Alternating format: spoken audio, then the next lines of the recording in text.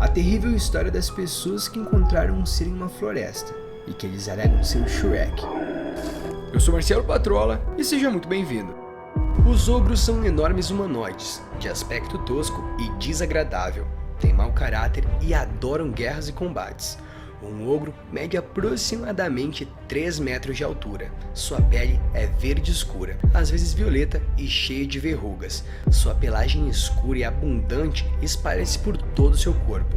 Seu cheiro fétido pode ser sentido a dezenas de metros. Os ogros vivem em tribos e se adaptam bem a qualquer clima. Alguns deles, entanto, preferem morar sozinhos e que podem ser encontrados em montanhas, pradarias e até mesmo em zonas desérticas. Um ogro vive de fazer emboscadas, expedições e pilhagens. Melhor pra fora do que pra dentro, né, Fiona? Sua inteligência não é muito elevada, pelo fato de que não utilizam muitas táticas de combate. Os ogros mais inteligentes se fazem facilmente como lideranças das tribos, conseguindo se destacar sem grande dificuldade.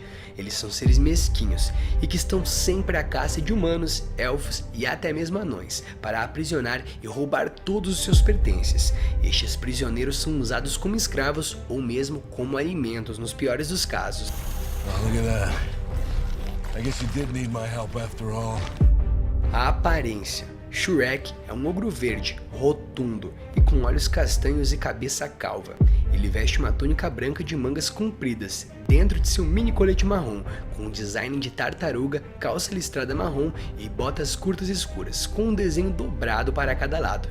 Em Shrek 2, quando ele foi transformado em humano após beber uma poção do Felizes para Sempre, Shrek se tornou um homem alto e musculoso, com cabelo curto, castanho escuro e com uma única franja brotando para o lado esquerdo. Ele também ganhou uma barba bem raspada. Enquanto um humano, Shrek desconsiderou suas roupas agora largas para pôr uma camisa de armadura marrom sem mangas, com uma guarnição verde-oliva e marcas de folhas, junto com uma túnica de mangas compridas. A história. Shrek nasceu de um pai e de uma mãe não identificados, cerca de 30 anos antes de resgatar Fiona. Ele morou com seus pais até seu 7º aniversário. Embora eles não quisessem que ele fosse, eles tinham que seguir as chamadas regras do ogro. Shrek viveu sozinho em um pântano no meio da floresta. No início ele parecia gostar de ficar sozinho e gostar de assustar pessoas, mas nunca as magoa. Ele gosta de sua própria vida na casa, tomando banho de lama, com pasta de insetos e peidando nas piscinas. Pense na coisa mais triste que já te aconteceu. Mesmo que seu passado seja desconhecido, presume-se que a maioria dos ogros machuca as pessoas. Por isso elas têm tanto medo de Shrek. Embora Shrek não fosse violento, ele ainda era considerado um ogro horrível do mal para alguns. E ele também é um grande trabalhador em madeira. Poderes e habilidades. A força sobre-humana. Como um ogro, Shrek tem uma força física imensa, muito superior à dos humanos comuns. Ele foi mostrado levantando um cavaleiro totalmente armado acima de sua cabeça e jogando com uma boneca de pano, carregando Burro e Fiona ao mesmo tempo, quebrando uma porta de madeira com pouca dificuldade e movendo uma grande quantidade de pedras sozinho. Um dos seus feitos mais impressionantes foi agarrar o dragão pelo rabo, parando-a temporariamente. Durabilidade aprimorada. Devido à sua fisiologia de ogro, Shrek pode viajar a pé por quilômetros sem se cansar. Ele também sobreviveu, sendo queimado vivo pelo dragão e atingido por uma flecha na bunda. Combatente desarmado. Apesar de não ter nenhum treinamento em artes marciais como Fiona, Shrek é um lutador corpo a corpo capaz de muitas vezes poder enfrentar vários oponentes ao mesmo tempo. Sobrevivente. Vivendo no meio de um pântano durante a maior parte de sua vida, Shrek aprendeu a viver da terra para sustentar a si mesmo e posteriormente sua família. Ele é considerado como um excelente caçador, coletor, cozinheiro e criando pratos improvisados com ensopado de rato e erva daninha. Estrategista. Às vezes Shrek exibe um alto grau de astúcia e inteligência, se destacando então dos outros ogros, usando uma espada quebrada e correntes para enredar o dragão, e também teve a ideia de criar um mongo ao ver um biscoito ao lado do castelo de tão distante. Contação de histórias. Shrek tem um bom conhecimento dos contos de fadas e da tradição ogro, como é visto durante os filmes. Personalidade e traços. Antes de conhecer Fiona, Shrek viveu uma vida solitária, preferindo não se associar com outros devido ao medo das pessoas dele. Enquanto ocasionalmente brincava com seu medo para espantar os intrusos, durante sua busca para resgatar Fiona em seu pântano, no entanto, Shrek lentamente começa a se abrir para seus companheiros, revelando suas inseguranças sobre como os outros o percebem. Com a ajuda de Burro, Shrek percebe seus sentimentos por Fiona e confessa seu amor por ela finalmente. Ele é ferozmente protetor por Fiona e de seus aliados, e não medirá esforços para ajudá-los de qualquer forma. Relato: era início da primavera de 2016. Eu tinha acabado de fazer 24 anos. Meu amigo e eu acabamos de chegar no local, para o acampamento Canyon Negro, onde eu conheço um camping nos arredores da região. Costumamos viajar para cá 2 ou 3 vezes por ano. Tem algumas visitas que são incríveis e ficam apenas a algumas horas de distância da cidade. Essa área era bastante isolada. Uma loja de conveniência privada ficava a alguns quilômetros de distância, com uma pequena cidade a cerca de 32 quilômetros antes. A estrada era uma estrada de terra, diretamente na saída da rodovia, com uma placa de acampamento no início da estrada, marcando a vida selvagem local, qualquer perigo de incêndio e notícias gerais relevantes para os acampados. O caminho é principalmente linear, com talvez uma curva ou um trecho mais sinuoso, abrangendo vários quilômetros. Certa vez, viajamos pela estrada de terra para ver até onde ela nos levaria. Um dos caminhos nos levaria a outra estrada de uma rodovia, com uma torre de guarda florestal no meio do caminho. O outro caminho levava a um beco sem saída. Uma cabana abandonada pode ser encontrada neste caminho, a alguns quilômetros de distância, quase toda escondida atrás de alguma folhagem maior. Porém, esse caminho era visto como ruim pelos locais. Segundo eles, haviam lendas de que eu vi um ser que vivia lá, e observava, e de vez em quando roubava os animais da fazenda da região. Alguns até mesmo dizem que essa criatura era responsável pelos desaparecimentos corriqueiros de algumas pessoas que vinham acampar na região, mas tudo isso não passava de boato, então não dei bola. Quando seguimos, a neve praticamente havia desaparecido em toda a floresta, deixando um ar fresco, um leve frio, e a fauna se tornando ativa novamente. Normalmente avistamos alguns cavalos selvagens, vários veados e toneladas de criaturas, sempre que saímos por aqui. Realmente, era a época do ano perfeita para uma viagem relaxante por alguns dias, para ficar longe da cidade. Chegamos por volta de 4 horas, de uma terça-feira. Já era tarde para nós, já que geralmente tentamos chegar lá ao meio-dia, o mais tardar possível. Essa viagem foi bastante espontânea. Nós dois trabalhamos durante o fim de semana e seguimos e decidimos simplesmente ir em frente. O sol estava se pondo rápido e ainda não tínhamos escolhido nosso lugar para acampar. Havia talvez 2 outros grupos, ambas famílias estacionadas um pouco perto da estrada. Dessa vez, nós apenas queríamos ficar longe dos humanos por um tempo. Como trabalhamos com atendimento de pessoas, as pessoas acabam nos afastando, fazendo com que queremos ficar longe de todos e de todos.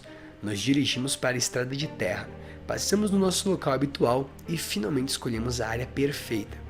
Uma pequena clareira pendurada na beira de uma colina. Todo o vale podia ser avistado dessa área, com um lindo pôr do sol. Este então seria nosso ponto principal, se o incidente na noite seguinte não tivesse acontecido, é claro. Nós concordamos em acender uma fogueira e apenas evitaríamos construir uma barraca nessa viagem. Não tínhamos muito tempo para fazer isso, de qualquer maneira, e o carro dele não era tão desconfortável. Eu poderia dormir no banco de trás e ele no banco do passageiro. Com as janelas entreabertas, teríamos alguns cobertores para cada um de nós e conseguiríamos cair no sono, de forma muito tranquila. O dia seguinte transcorreu sem incoerências. Tive uma sensação estranha ao longo do dia, como se estivéssemos sendo observados. Havia folhas esmagadas em trilhas recentes e que não haviam passado ninguém ali. A cada hora que eu olhava, surgiam novas e novas. Mas eu imaginei que fosse apenas a vida selvagem local fazendo seu trabalho. Meu amigo não percebeu nada em comum, então também não me preocupei com isso. À noite, chegou a sensação que ainda não havia passado.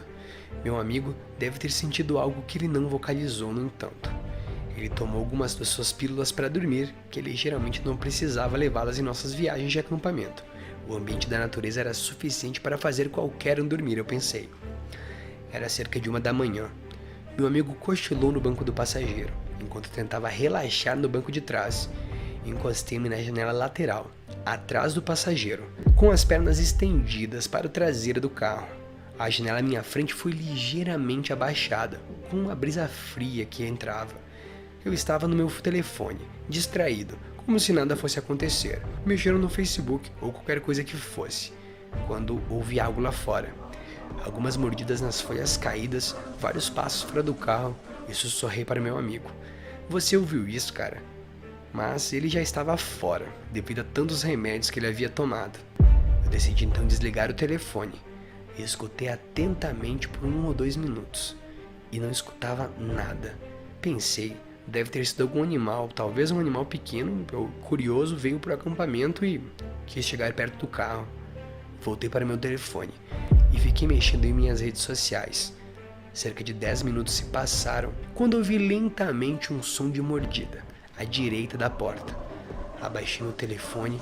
Meus olhos levaram um momento para se acostumar com a luz do telefone na escuridão profunda da floresta.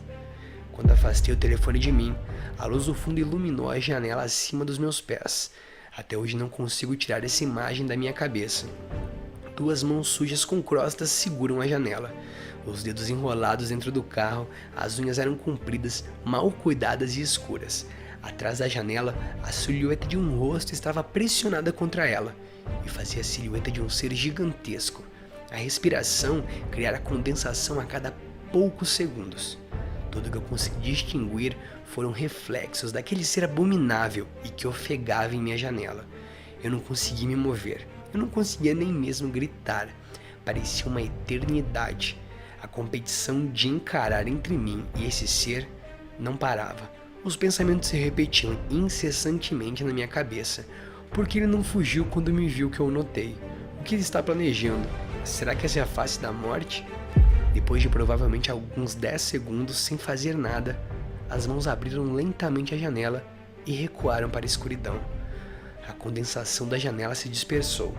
Mais alguns segundos se passaram antes que eu ouvisse o temido som de mordida, melodicamente desaparecendo à distância. Eu, então, apenas sentei lá e pensei o que diabos aconteceu. Por que eu não fiz nada? Porque eu ainda não estou fazendo nada. Com esse pensamento, meu corpo disparou em adrenalina. Eu bati no assento de meu amigo, acordando de seu sono e confuso ainda. E ele ainda estava muito confuso. Eu destranquei e chutei, abrindo a porta traseira. E levei um momento para examinar a área. Quem quer que fosse que estava ali, tinha sumido. Apenas quando olhei para trás e tentei ver entre as árvores, vi a silhueta daquele ser. Era um ser estranho. Era como se parecesse um humano deformado. Lutei para pegar qualquer material do acampamento importante que deixamos do lado de fora e simplesmente enfiei tudo no banco de trás e no porta-malas, olhando periodicamente por cima do ombro, ouvindo aqueles passos. Bati a porta dos fundos do carro e lá estavam eles, uma lembrança sombria do horror que acaba de acontecer. A impressão das 2 mãos impressas na janela. Eu rapidamente as limpei na janela em pânico. Era como se fosse uma reação para apagar o evento, eu acho. Pulei para o banco da frente, liguei o carro e pulei para fora dali. Meu amigo, finalmente recuperando a consciência, perguntou o que diabos você está fazendo. Eu apenas disse a ele, temos que ir. Eu disse, tem alguém aí fora. Eu não vi nada, ou quem quer que fosse enquanto fugia da cena, acelerando pela estrada de terra. Meu amigo ainda insistiu para que eu diminuísse a velocidade, o que acabei fazendo. Chegamos à rodovia e dirigi cerca de 30 km antes de chegarmos em um restaurante, onde eu e meu amigo paramos para comer, e eu explicar tudo a ele. Meu constrangimento continua até hoje, mesclado com um pouco de medo, pelo meu estado de choque em que eu me encontrava na época. Todo mundo diz que você tem um instinto de luta ou de fuga, e eu estou confuso se tem algum deles. Quer dizer, eu apenas sentei lá e não fiz nada. Costumo me perguntar o que estava lá fora. Outro campista mexendo com a gente, um residente da cabana abandonada da estrada, ou talvez algo mais paranormal residindo na floresta, observando campistas solitários e vulneráveis à deriva. Aquele ser grotesco que parecia um ser deformado ainda está lá, e eu jamais vou voltar para lá.